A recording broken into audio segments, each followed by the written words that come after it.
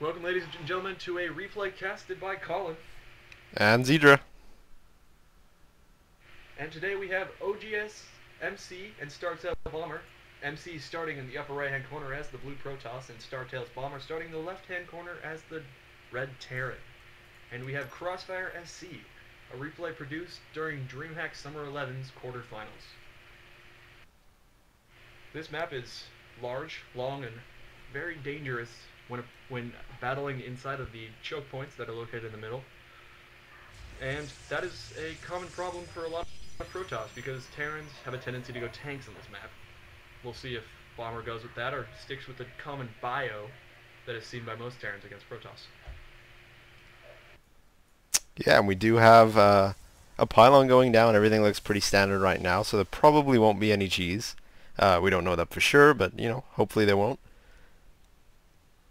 Early proxies are probably out of the question for MC at this point. Bomber might just choose to put 16 racks up next to his opponent's base if he feels like he just wants to be awesome. But instead he puts the barracks down at the front of his base, so probably not going to do that anymore. Yeah, in this map it does definitely have a pretty large rush distance. Obviously you know where your opponent spawns, so you don't have to send the early scout out, but if you're rushing from your own base, it's a fairly lengthy run. And with any of the watchtowers, you can see if your opponent is coming at you, there's hardly any backdoor sneaks to the front. There are rocks located at the back of the main of each base. Those have come into play in recent GSLs, with notable people like Slayer's Alicia abusing the ability to trick your opponent to leave their base and then force fielding them out, which is kind of interesting. MC here with a little bit of pro harass, like every Protoss likes to do to Terran. It's kind of obnoxious, in my perspective. But no gas down for Bomber yet, so we might be seeing a gasless expand by him. Unless he does choose for the later gas, which would indicate more Marines than Marauders. Yeah, and it looks like MC's gone for a pretty standard build. His timing for his first three buildings, they're pretty standard. However, he has gone for a pretty early second gas, so he could be going for some tech or possibly a heavy sentry army at the start. And on this map, the heavy sentry can actually be very useful because of how many ramps there are. Almost every single change of location, which is in comparison to anything else, a siege tank's range would be one area on this map. There's just a ramp. It's a ramp going up, ramp going down. Ramps, I think there's about 55,000 ramps on this map, and sentries can just abuse that for the Terran. Against the Terran, I should say. And we do have Bomber getting that command center in his main. Probably will lift that out down to his natural when it's ready to go. Yep, looks like MC actually has gone for, he's got two sentries queued up, so he's getting that extra early gas and is spending it on the sentries to prevent any early aggression. It looks like that early stalker is also heading out to poke the front a little bit to see what's going on. And including the shield departs. And that probe going down for MC to his natural. Looks like he's about to drop the Nexus. And 400 minerals. There it goes. The Nexus is down. So both players are opting for a quick expansion. Both going one facility into expansion. One being barracks and gateway. Yeah, so it looks like it's going to be a pretty macro-heavy game. No one has any large armies that could even push each other right now. So probably going to be a tech up on both sides and then one large engagement. Yeah, both players are probably well aware of the fact that early aggression in this map is kind of dangerous and risky.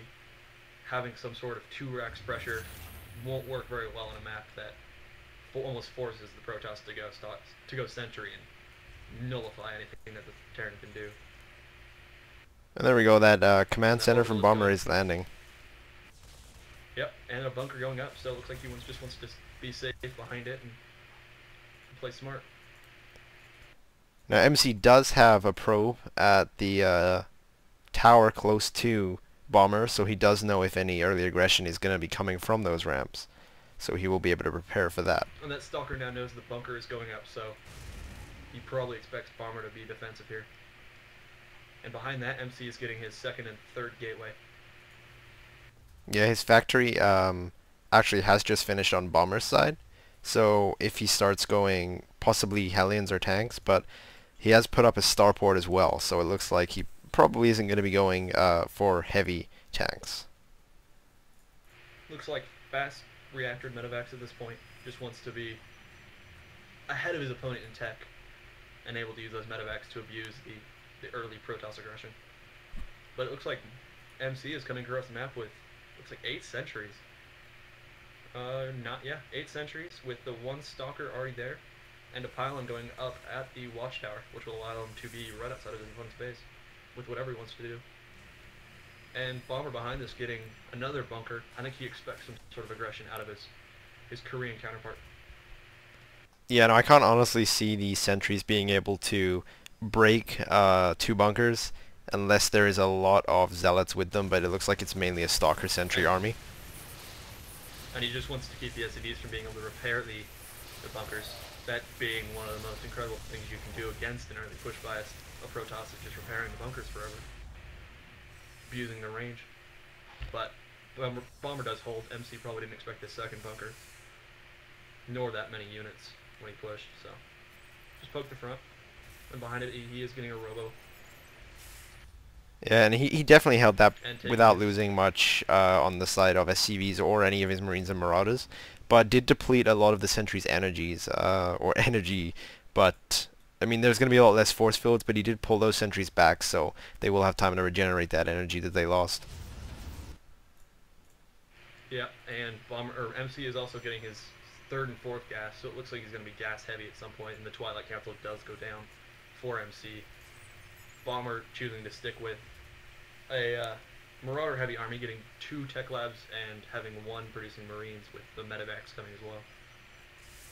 Now with that Twilight Citadel going down and the proxy pylon that he has at the tower, would you be expecting Dark Templar if you were playing, or what would you be expecting at this point? At this point I doubt it, but I think what Bomber's not going to like is that MC had just finished putting up a pylon on the right hand side of the map, and I think Bomber now realizes that his new drop plan for 2 medevacs in the back of MC's base is just going to be nullified.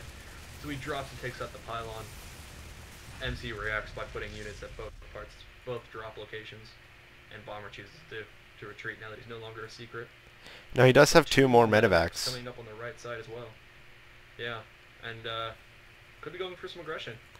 Concussive Shells is nearly finished. At the watchtower, so yeah, that'll, with all the new Marauders coming out, when what's looking like a Stalker heavy army now that MC is going Blink off of 6 gates. Who knows? I mean, that Robo is not producing anything. I think he just wanted to get the Observer out. So some sort of 6-gate timing attack with +1 weapons.